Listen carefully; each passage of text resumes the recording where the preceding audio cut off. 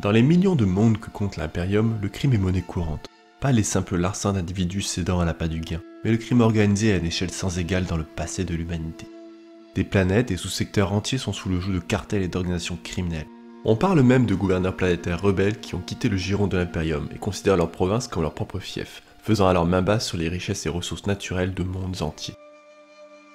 Dans ce genre de situation, c'est à l'Abdetus Arbitre de défendre le droit de l'Imperium et d'empêcher des sous-secteurs entiers de prendre leur indépendance pendant plusieurs générations quand ce n'est pour l'éternité. L'Abdetus Arbitre n'est pas une force de police galactique, elle ne s'intéresse guère aux crimes mineurs comme le vol, des meurtres ou les évasions fiscales, car ceux-ci ne sont la responsabilité des forces de police locales. Non, l'Abdetus a pour vocation de maintenir l'ordre sur une échelle bien plus vaste, de dénicher la corruption où qu'elle se trouve, de faire tomber la dîme impériale dans les caisses et de lutter contre la sorcellerie. Tout comme la rouille peut s'insinuer dans les failles de l'armure la plus solide, la discorde peut infecter ses protecteurs du régime impérial. Les écrits du Grand Livre du Jugement, ou Dictat Imperialis, sont sans pitié, mais ne sont ni simples ni brefs. Les lois de l'Imperium est vaste et considérée comme divine, pourtant elle n'est pas assez grande pour couvrir tous les cas de figure. Quand la loi ne donne pas d'indice précis, un jugement sera rendu avec la jurisprudence précédente. De nombreuses disputes et contradictions naissent alors des caprices d'interprétation. Ainsi, une approche trop rigide de la loi de l'empereur peut prêter de l'autorité aux tueurs sanguinaires aussi facilement qu'aux gardiens de l'ordre. En pratique, les arbitres sont chargés de punir les activités criminelles, d'éradiquer les cultistes et les rassemblements illégaux, d'éliminer les gangs organisés, et souvent ils sont déchaînés en masse pour réprimer les émeutes. Il doit être aussi disposé à rendre la justice qu'à la prononcer. Souvent, les punitions sont une balle rapide dans le cerveau, où l'auteur aura espié durant le processus d'arrestation et d'interrogatoire.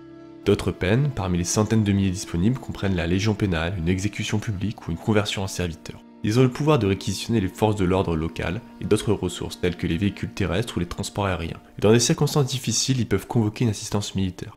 Leur autorité remplace même celle du gouverneur planétaire qui sera scruté de près s'il y a le moindre soupçon quant à ses fonctions.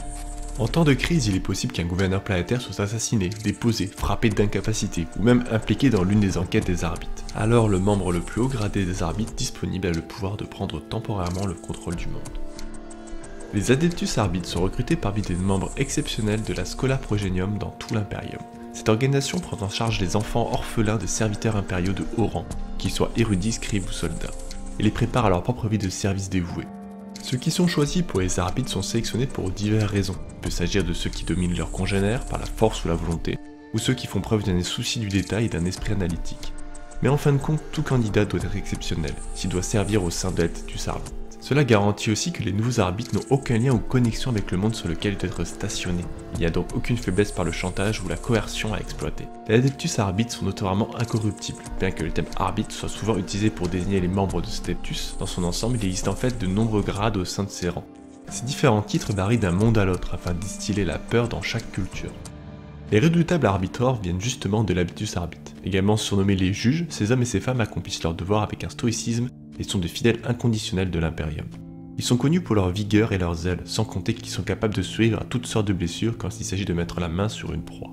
Les arbiteurs sont déterminés et intrépides, ils exigent une obéissance totale des citoyens avec lesquels ils entrent en contact. Lorsque l'agitation et les crimes menacent la stabilité d'un monde, ils sont les premiers sur le terrain. Stoïques qui prennent la tête des forces locales et traquent les fauteurs de troupes pour rétablir l'ordre. Les méthodes des juges sont variées et rappellent parfois celles des inquisiteurs. Certains arbiteurs mènent leur enquête ouvertement et ne cachent pas l'identité de leur gibier, même s'il est de noble extraction ou de haut rang. Cela suscite parfois une hostilité franche entre le juge et son sujet.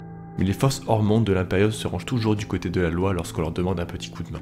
Ce n'est bien évidemment pas le seul mode d'investigation. D'autres officiers de l'Adeptus Arbitre ont une approche beaucoup plus méthodique, interrogeant contacts et témoins avant de se mettre en quête de preuves tangibles. La relation qu'entretiennent l'Inquisition et l'Adeptus Arbitre sont généralement des plus cordiales au sein de l'Adeptus Terra. En effet, les arbiteurs ont le sentiment qu'en collaborant avec les inquisiteurs, ils servent la justice. Toutefois, de tels arrangements ne sont pas toujours possibles. Il arrive que des juges se retournent contre un inquisiteur qui appuyait jusque-là quand ils ont le sentiment que celui-ci enfreint les sacro-saintes lois impériales.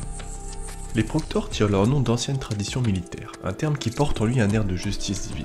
Ils se spécialisent dans l'écrasement des émeutes et des insurrections dans les quartiers les plus hostiles au plus profond des ruches. L'une des marques de fabrique des armuriers des arbitres sont les cybermastifs.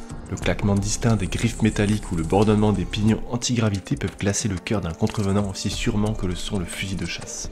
Face au processus frustrant d'essayer de créer des serviteurs qui pourraient rivaliser avec les instincts d'un être vivant, le processus de création des cybermastifs est un secret bien gardé.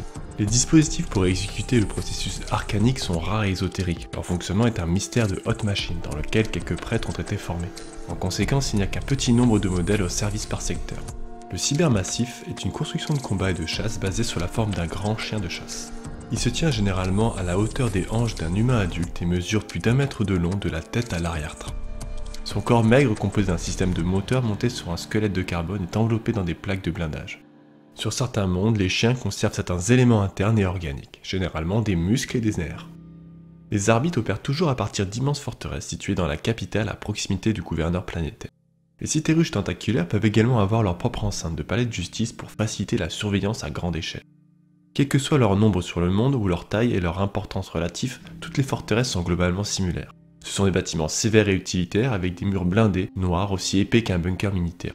Leur forme imposante dégageant un air de menace, symbole vivant de l'autorité impériale. Il y a un crime plus grave que tous les autres aux yeux des garants de la loi. Ce péché est celui de l'abstraction. L'abstractionnisme est un terme appliqué à un état de déviance criminelle chez les arbiteurs qui estiment que la lettre de la loi ne convient pas à l'application rapide de leurs devoirs. Ils se reposent alors sur des jugements sommaires plutôt que sur des preuves. Dans le pire des cas, ils s'autoproclament juges et bourreaux, appliquant la peine capitale pour des crimes supposés ou potentiels. Ce credo est considéré comme une infâme hérésie, et le parjure du vœu des arbitres est un crime passible de mort, car nul ne se soustrait à la loi de l'empereur.